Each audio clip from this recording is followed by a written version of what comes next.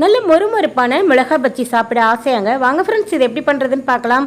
இது பண்ணுறதுக்காக 200 கிராம் அளவுக்கு வந்து கடலை மாவு எடுத்துக்கோங்க. 50 கிராம் அளவுக்கு வந்து அரிசி மாவு எடுத்துக்கோங்க. இது கூட 2 டீஸ்பூன் மிளகாய்த்தூள், கொஞ்சமாக பெருங்காயத்தூள், கொஞ்சம் ஃபுட் கலர், ஆப்பச்சோடா மாவு, தேவையான அளவு உப்பு, இது கூடவே பொடியாக நறுக்குன கருவேப்பிலை, மல்லித்தலை, இது கூட 1 டீஸ்பூன் கரம் மசாலா சேர்த்துட்டு மாவு வந்து பார்த்திங்கன்னா நல்லா திக்காக இருக்கணும். அதுக்கேற்ற மாதிரி தண்ணி சேர்த்துட்டு நல்லா கரைச்சி விடுங்க. மிளகா பஜ்ஜி போடுறதுக்கு மாவு ரெடியாக இருக்குங்க. இப்போ மிளகாயும் ரெடியாக இருக்குது. இந்த மிளகாயை வந்து அப்படியே நீங்கள் நனைச்சி போட்டிங்கன்னா மேல் தோலை மட்டும் சாப்பிட்டுட்டு அப்படியே மிளகாயை வந்து தூக்கி போட்டுருவாங்க. அப்படி போடாமல் இருக்க இந்த மாதிரி நல்லா கீரல் போட்டுட்டு அதுக்கப்புறம் இது போல் நல்லா எல்லா சைடும் படுற மாதிரி மாவில் நல்லா நனைச்சி விட்டுட்டு நல்லா சூடான எண்ணெய் போட்டு பொரிச்சு எடுங்க. சூப்பரான அருமையான நல்ல மொறுமொறுப்பான மிளகா பஜ்ஜி ரெடியாயிருங்க.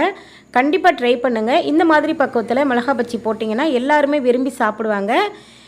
நல்ல சூடான டீ கூட சாயங்காலத்துக்கு இதை போட்டு சாப்பிட்டு பார்த்துட்டு எப்படி இருக்குன்னு சொல்லுங்கள்.